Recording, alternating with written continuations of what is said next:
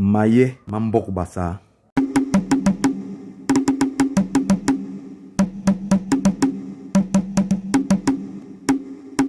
Paragraphe 137. Ceux qui furent choisis s'assirent pour élire leur chef. Ils décidèrent que c'était ou qui devait leur donner celui qui lit et le lui dire. Ou leur dit, ou yibe pompage, ou bengebe toma ou mango. Si tu ne sais pas faire une lance, tu regardes au moins les oreilles du chien. Vous voyez que moi, je n'ai point reçu de chasse-mouche. Cependant, je suis d'avis que nous choisissions celui qui lit. Connaissez-vous sa femme? Les Bambambors lui répondirent, nous avons reçu tout ce que nous cherchions.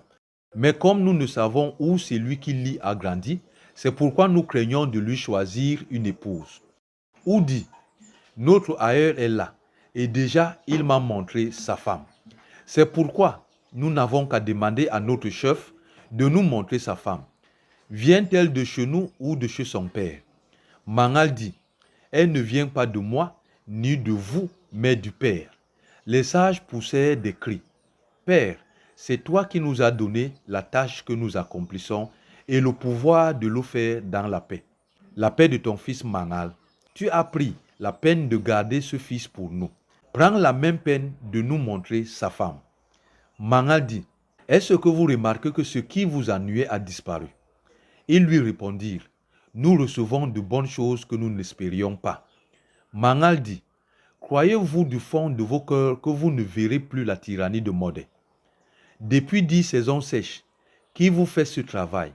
Ils lui dirent, nous avons vu où faire le travail, disant qu'il le faisait au nom de son père.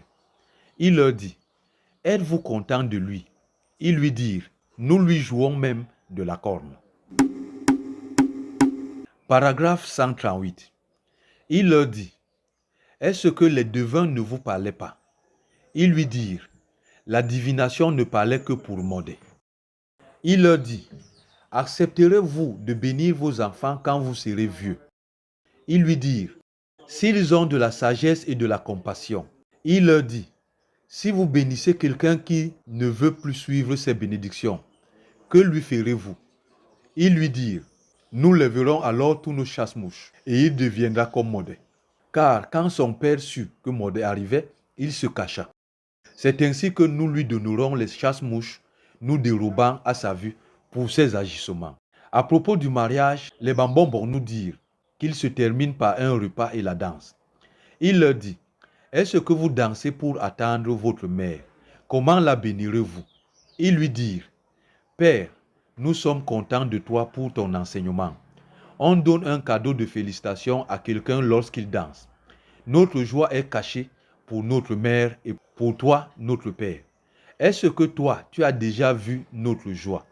Mangal dit, j'ai le désir de vous montrer la joie de mon mariage et ce que mon père fit pour moi. C'est pourquoi je vous demande de vous asseoir. Lorsqu'ils s'assirent, ils commencèrent à entendre toutes sortes de musique, des gonds, des tambours.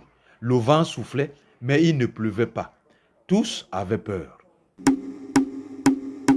Paragraphe 139. La femme de Mangal. Quand tout se fut calmé, les sages demandèrent si quelqu'un avait quelque chose à dire. Les femmes prirent la parole et dirent, la joie que nous avons entendu dire que Mbang a apporté du liard, c'est elle qu'apporte la femme de celui qui lit. Mais nous demandons à celui qui lit le nom de sa femme. Mangal dit, voici votre mère, Ngoma. Transportés de joie, les hommes voulurent parler, mais Mangal leur dit que chacun se réjouisse seulement de voir le travail que font les hommes, que les femmes continuent de se réjouir et de danser. Les femmes dirent, nous saluons notre mère.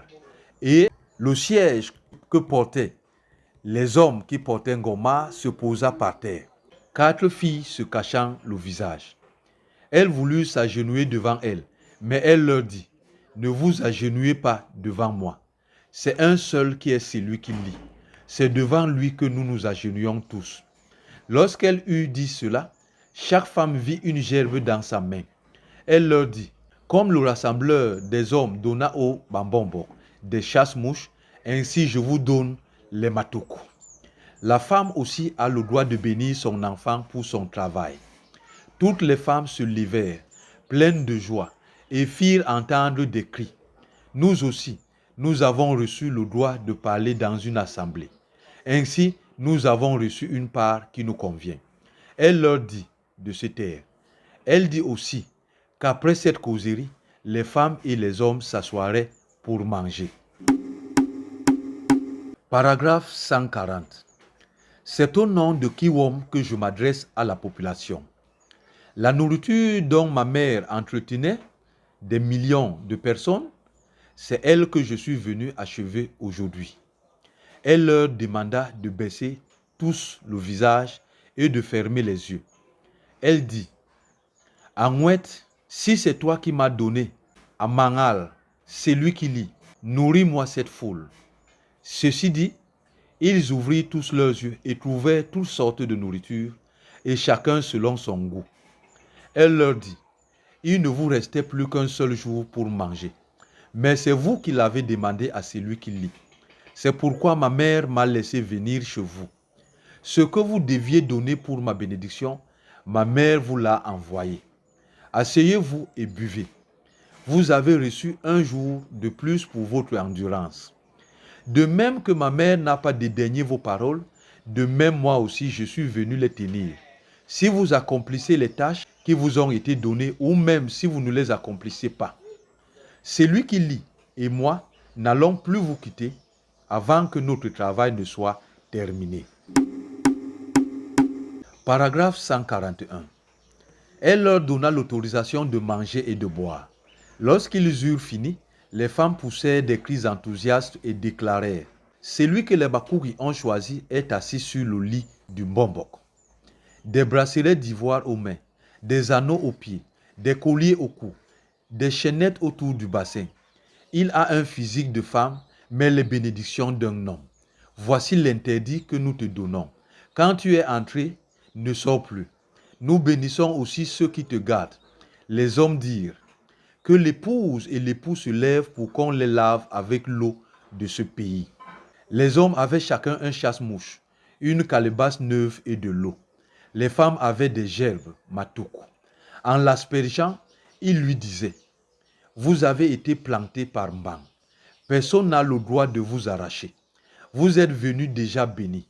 Quant à nous, nous ne faisons que remplir les décisions de nos aïeux. » Dès qu'ils eurent fini, ils les laissèrent debout sur la peau de lion. Paragraphe 142. Quand ils s'assirent, Mangal leur dit, « Ce sont les hommes qui suppriment la vie. C'est aussi eux qui la maintiennent. Ce que vous avez fait pour moi est le symbole de vos enfants selon l'obéissance des gens. » Mangal leur dit, le territoire qu'il avait attribué à chaque Mbombok et les attributs du sage. Il donna à chaque femme un paquet. Il leur donna aussi des bracelets comme signe de mariage. Il leur dit que tant qu'une femme n'est pas mariée, elle ne doit pas porter les bracelets. Il leur dit aussi que Ou et Ngui vous conduisent chez moi. Ils lui dirent, « Est-ce que nous te laissons ici ?» Il leur dit, « Que pensez-vous » Ils lui dirent, « Nous voulons porter la mère et le père. » Il leur dit, « Porter quelqu'un n'est pas lui obéir. Allez seulement avec Ou et Ngui. Vous verrez là-bas à la maison. » Ils les laissèrent là, lui et sa femme, et se rendirent chez eux. Lorsque Ou ouvrit la case principale, ils trouvèrent Mangal, sa femme et les brus qu'ils avaient déjà vus. Les Bambombok en furent très étonnés. La richesse qu'ils y trouvèrent ne les étonna pas moins. Mangal leur dit, « Ou ne va plus travailler pour vous. Vous continuerez à vivre avec Ngui en témoignage de Ou. » Mais aucun ne comprit ce qu'il leur disait. Ou leur dit, « Regardez bien les gens auxquels vous avez réparti les tâches. » Puis il leur dit de rentrer chez eux. La foule aimait rester avec lui. Certains étaient contents, d'autres avaient peur à cause de la longueur du chemin, et tout d'un coup, chacun fut surpris d'être chez lui, avec sa famille et les biens que Modé lui avait pris.